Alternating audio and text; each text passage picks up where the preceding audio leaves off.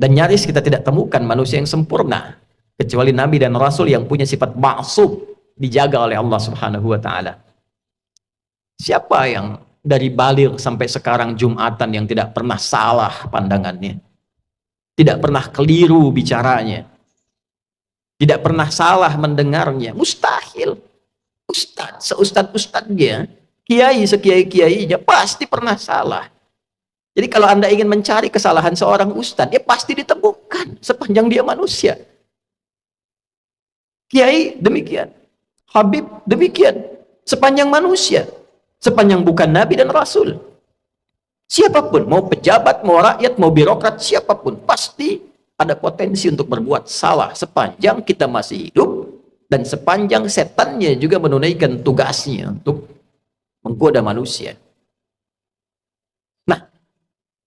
Allah yang punya sifat Rahman dan Rahim sebagai penutup bagian dari khutbah ini menginginkan dalam situasi itu pun tetap melindungi kita, tetap menjaga kita, karena Allah pun mendeklarasikan, engkau bisa menggoda tapi aku pun membentengi hambaku dari godaanmu itu.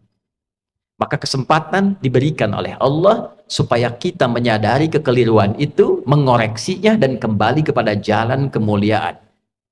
Tidak ada manusia yang tidak salah selain Nabi dan Rasul. Tapi diberi kesempatan oleh Allah dari kesalahan itu kembali menjadi soleh. Saudara, bila kita mengoreksi yang salah menjadi soleh, tidak baik menjadi baik, maka kebaikan yang dihasilkan dari sifat korektif dari yang tidak baik itu disebut birrun namanya. Birrun. Bila itu melekat pada diri kita, kembali jadi baik, birrunnya nempel dalam diri kita, jadi baik lagi, maka berubah menjadi mabrurun. Maka dilatihlah setidaknya dalam ritual setahun sekali. Belajar, kontemplasi, apa selamanya saya akan jadi seperti yang tidak baik ini. Kata-kata kotor, senang mencela orang, pikiran yang nggak bagus, mendengar yang nggak baik. Sementara saya sadar saya pulang akan menghadap Allah. Nanti dikumpulkan di Padang Arafah. Maka dibawa ke miniatur kehidupan orang kumpul semua sama, mau pejabat, mau rakyat, mau punya kedudukan, mau tidak, pakaiannya sama, ritualnya serupa, deklarasi kesetaraan. Bahkan sebelum PBB deklarasi, sebelum ada terbentuk banyak negara, Islam sudah memperkenalkan kesetaraan. Tapi dalam kesetaraan itu ada renungan. Apakah akan begini selamanya? Sementara kita akan pulang kepada Allah, apa enggak malu pulang dengan status sebagai pencuri, pulang dengan status sebagai koruptor, pulang dengan status sebagai pencela, pulang dengan status sebagai penyogok. Apa enggak malu diviralkan di alam akhirat nanti? Fulan koruptor, fulan penyogok, fulan pezina, fulan penipu. Datanya dibuka semua, nggak bisa bohong dia. Apa enggak malu? Maka direnungi itu di Arafah itu. Taubat dia, kenali dirinya, tahu kemana ia berkehidupan, kemana ia berakhir, kemana ia pulang. Setelah itu dia bertekad, dia zikir dari Arafah pergi ke Muzdalifah. Fa idza afadtum min Arafatin fadhkurullaha 'indal masy'aril haram. Dia bawa zikirnya, dia bertekad, dia akan lempari itu sifat-sifat buruknya yang ada dalam tubuhnya dulu, karena tiga yang mempengaruhi dia menjadi tidak baik. Dirinya yang tidak bisa mengontrol nafsunya, faktor lingkungan sekitar yang dekat, lalu yang ketiga lingkungan jauh, terdekatnya disebut aqabah dalam diri. Lingkungan sekitaran disebut wusta, yang jauh disebut dengan ula. Maka yang pertama dia lakukan, lempari dulu sifat yang tak baik dalam dirinya. Maka catatan di Arafah, dia bawa ke Muzdalifah, dia bawa 7 kerikil di situ, dia datang ke Jamarat, dia lempari. Bismillah, Allahu Akbar, lontar sifat kurang baiknya. Oh, ini diri saya yang tak bisa mengontrol nafsu, sering celah orang. Bismillah, Allahu Akbar, lontar, dia nangis karena yang dilontar sifat buruknya. Ritualnya demikian. 2 lontar, 3 lontar, sampai ujung kepala, sampai kaki. Setelah dia melontar, dia menghadap ke arah kiblat, lalu dia berkomitmen, inni wajjahtu wajhiya lilladzi fatara as-samawati wal arda hanifan musliman wa ma ana minal musyrikin inna salati wa nusuki wa mahyaya wa mamati lillahi rabbil alamin la syarika lah wa bidzalika umirtu wa ana minal muslimin wa ana awwalul muslimin. Ya Allah, detik inilah aku pasrahkan diriku sepenuhnya kepada Engkau, penguasa semesta. Ada orang-orang berkata Tuhan itu alam semesta, maka Allah lebih detil lewat Rasul yang disampaikan, akulah penguasa alam semesta itu. Ada sering orang berkata karena dia sulit menemukan Tuhan, dia katakan semesta begini, alam semesta memberikan hukum. Saudara, Allah langsung mengatakan, Alhamdulillahi Rabbil Alamin. Kalau engkau masih bingung, akulah Tuhan yang merawat dan mencipta semesta itu. Maka Nabi mengajarkan, aku pasrahkan ya Allah diriku kepada engkau penguasa semesta. Bila pun selama ini aku sholat, aku beribadah, aku hidup ya Allah. Dan kalaupun aku wafat sampai detik ini, aku menyadari aku banyak salahnya. Maka aku bertobat dan berjanji tidak akan menyimpang lagi. Kalau engkau beri aku kesempatan hidup setelah ini, aku berjanji akan menjadi muslim yang lebih baik lagi mulai detik ini. Lalu setelah itu dia merenung lagi, ada yang belum selesai, maka dia pergi ke Muna. Kita kenal dengan Mina. Dia renungkan apa nih? Karena pengaruh teman, catat oleh dia. Oh, ini saya nggak bagus karena gaulnya nggak baik di sini. Karena pengaruh tempat baru, dia bertugas, bertemu lingkungan baru, maka dia balik lagi. Sehari, renungkan lagi, 2 hari. Dia merasa bagus, selesai. Tawaf ifadah, terdahulukan oleh dia, selesai, tuntas hajinya. Dia merasa kurang sempurna, sampai hari ketiga, nafar akhir.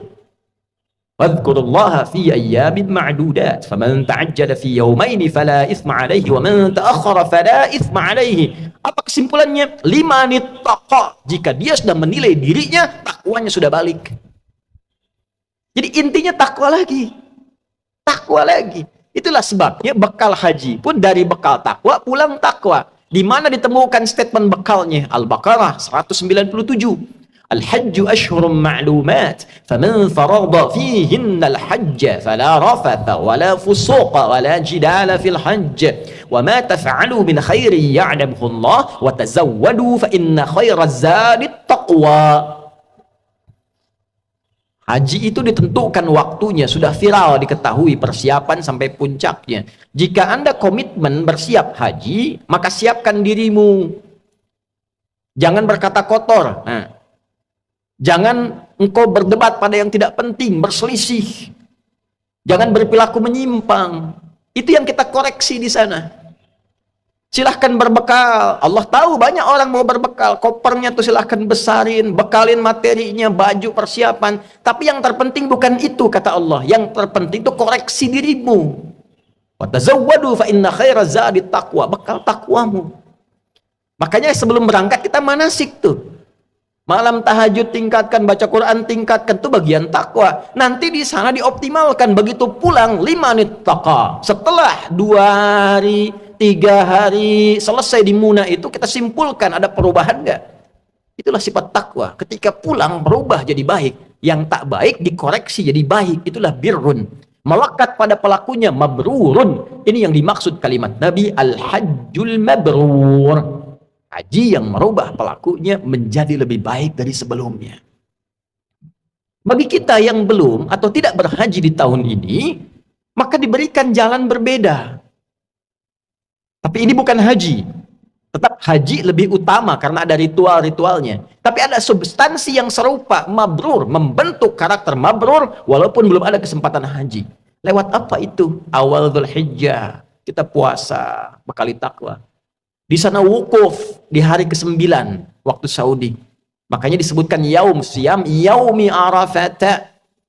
Puasa yang dilangsungkan di harinya saat orang-orang itu wukuf di Arafah, hari di Arafahnya tanggal 9.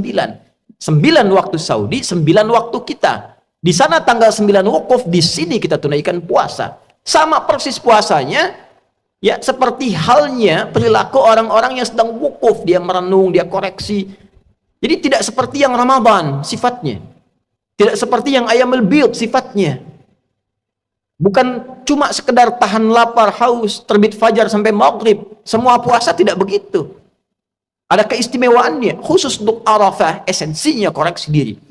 Kenali kekurangan dan seterusnya. Malamnya takbir, saat di sana melontar jumrah esoknya tanggal 10, di sini kita menyembelih. Sifat hewani. Hewan itu diciptakan dengan nafsu. Jadi gambaran nafsu itu ada di hewan. Hewan tak punya takwa. Karena di sana melontar sifat hewani nafsunya, di sini menyembelih dan kalimatnya setelah itu sama, menghadap ke arah kiblat, mengatakan kalimat yang sama, inni wajjahtu dan seterusnya. Inilah yang dimaksud Allah di Quran surah 22 ayat 37. Di sana takwa, di sini takwa. La yanalullaha luhumuha wala dima'uha walakin yanaluhut taqwa minkum. Yang diterima, yang sampai pada Allah itu bukan berapa besar sapinya, bukan berapa besar kerbaunya, bukan berapa banyak darahnya. Yang diterima oleh Allah, kata Allah, takwanya. Ada perubahan nggak? Merasa lebih dekat nggak dengan Allah? Merasa meningkat gak ibadahnya? Meningkat, mendekat, lebih dekat lagi, itu korba. Semakin meningkat disebut kurban. Itulah sebabnya ibadahnya disebut kurban. Dari kata korba, bukan korban. Kurban. Kenapa disebut kurban? Yang dimaksudkan ketika kita berbagi dan komitmen menjadi baik, dilihat standarnya setelah itu menjadi lebih dekat hubungannya dengan Allah. Meningkat takwanya. Itulah mabrur. Sekarang kita lihat. Sehari setelah hari tasyrik, Jumat ini, Jumat deklarasi perubahan diri kita. Bukankah kita di Jumat ini dipanggil untuk meningkatkan zikir? Coba dicek, jadi lebih dekat gak dengan Allah? Merasa meningkat gak takwanya? Beruntung kita, alhamdulillah, tinggal di Indonesia, karena semua bagian dasar kehidupan berbangsa, bernegara dipaku dengan sifat takwa. Di pendidikan, Undang-Undang Sisdiknas nomor 20 tahun 2003, dari mulai pasal menimbang A sampai E, 5 itu poinnya. Poin kedua, B itu sudah takwa. Undang-Undang Dasar tahun 1945 mengamanatkan pada pemerintah, mengusahakan menyelenggarakan satu sistem pendidikan yang meningkatkan keimanan dan ketakwaan pada Tuhan Yang Maha Esa, serta akhlak mulia. Baru mencerdaskan kehidupan bangsa. Masuk tentara Sabta Marga, ada 7. Nomor 3-nya itu adalah takwa. Kami tentara Indonesia yang bertakwa pada Tuhan Yang Maha Esa, membela kebenaran, kejujuran, dan keadilan. Masuk hakim, ada pancadharma. Nomor 1-nya itu takwa. Dari takwa sampai tirta, 1-nya takwa. Kami hakim Indonesia yang bertakwa pada Tuhan Yang Maha Esa. Masuk polisi, Tribrata, nomor 1-nya takwa. Kami polisi, Negara Kesatuan Republik Indonesia yang bertakwa pada Tuhan Yang Maha Esa. Jadi itu ukuran pendiri bangsa ini menginginkan kita jadi orang baik sebelum pintar. Sebab pintar tidak baik, celaka. Korupsi itu banyak dilakukan oleh yang pintar. Pengelabuannya oleh yang pintar. Cuma karena nggak ada takwanya sebagai amanat undang-undang, itu yang jadi problem. Nah, kalau kita mengklaim negara muslim terbesar, setiap Jumat pengingat pertama takwa, hadirin. Bertakwalah kepada Allah dengan sebenar-benarnya takwa. Tuh pulang Jumatan, betul nggak takwanya ada tuh? Ada nggak yang hilang sendal tuh? Baru keluar masjid. Itu kalau kita tunjukkan menjadi muslim yang benar, berubah jadi lebih baik, korban dekat dengan Allah, itulah esensi manusia mabrur yang diinginkan oleh Allah dan Rasul.